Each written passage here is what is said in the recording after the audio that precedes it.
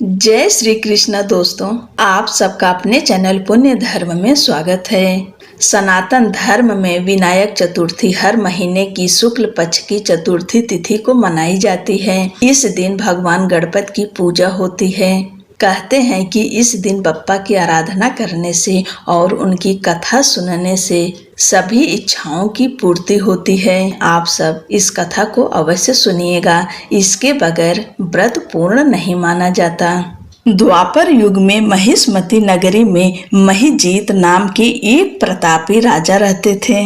वे पुण्य कर्म करने वाले और अपनी प्रजा को अच्छे से पालन पोषण करने वाले राजा थे, लेकिन उनकी कोई संतान नहीं थी, जिससे उन्हें राजमहल का वैभव अच्छा नहीं लगता था। वेदों में संतानहीन व्यक्ति का जीवन व्यर्थ माना गया है और संतान विहीन व्यक्ति द्वारा पितरों को दिया गया जल पितृगण गर्म जल के रूप में ग्रहण करते हैं।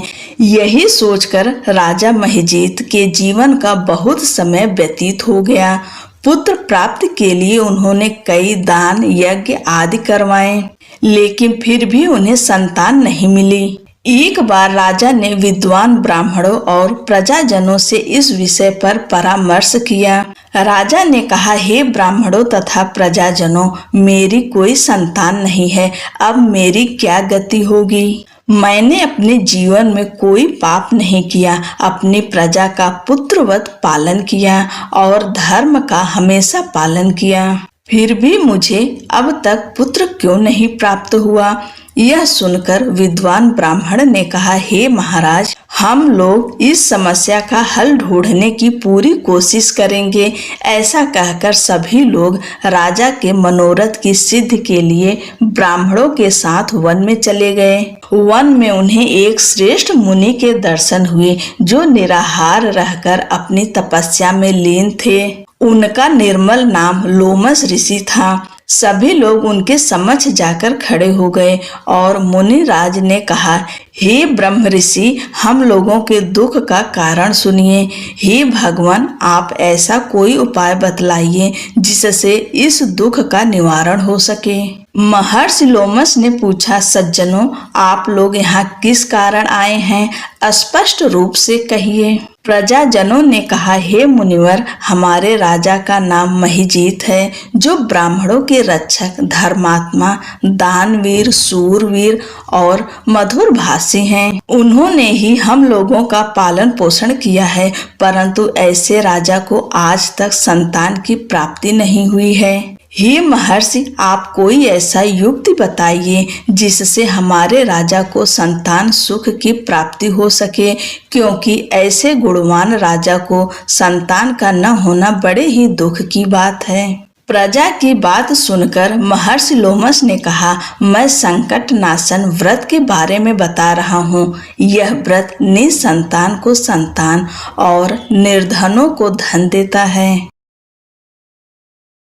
राजा ने पूरी श्रद्धा से यह व्रत रखकर ब्राह्मण भोज करवाएं और उन्हें वस्त्र दान करें। गणेश जी की कृपा से उन्हें पुत्र अवश्य प्राप्त होगा। महर्षि लोमस की बात सुनकर सभी लोग उन्हें दंडवत प्रणाम करके नगर में लौट आए और उन्होंने राजा को महर्षि लोमस द्वारा बताए गए उपाय के बारे में बताया। प्रजाजनों की बात सुनकर राजा बहुत प्रसन्न हुए और उन्होंने श्रद्धा पूर्वक गणेश चतुर्थी का व्रत किया। कुछ समय बाद राजा की पत्नी रानी सुदक्षिणा को सुंदर और सुलक्षण पुत्र प्राप्त हुआ।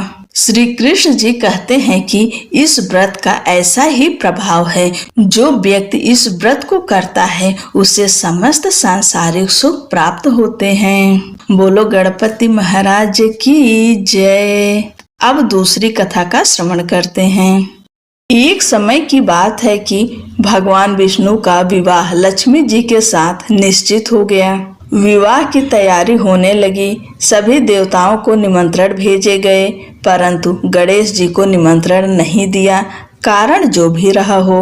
अब भगवान विष्णु की बारात जाने का समय आ गया। सभी देवता अपनी पत्नियों के साथ विवाह समारोह में आए। उन सब ने देखा कि गणेश जी कहीं दिखाई नहीं दे रहे हैं। तब वे आपस में चर्चा करने लगे कि क्या गणेश जी को नहीं न्योता है या स्वयं गणेश जी ही नहीं आए हैं। सभी को इस बात पर आश्चर्य होने लगा। तभी सबने विचार किया कि विष्णु भगवान से ही इसका कारण पूछा जाए। विष्णु भगवान से पूछने पर उन्होंने कहा कि हमने गणेश जी के पिता भोलेनाथ महादेव को न्योता भेजा है। यदि गणेश जी अपने पिता के साथ आना चाहते तो आ जाते, अलग से न्योता देने की कोई आवश्यकता भी नहीं थी। दूसरी बात यह है कि उनको 1.25 मन मूंग, 1.25 मन चावल, 1.25 मन घी और 1.25 मन लड्डू का भोजन दिन भर में चाहिए। यदि गणेश जी नहीं आएंगे तो कोई बात नहीं, दूसरे के घर जाकर इतना सारा खाना पीना अच्छा भी नहीं लगता। इतनी वार्ता कर ही रहे थे कि किसी ने एक सुझाव दिया, यदि गणेश जी आ भी जाएं तो उनको द्वारपाल बनाकर बैठा देंगे कि आप घर की याद रखना। आप तो चूहे पर बैठकर धीरे धीरे चलोगे तो बारात से बहुत पीछे रह जाओगे। यह सुझाव भी सबको पसंद आ गया। भगवान विष्णु ने भी अपनी सहमति दे दी।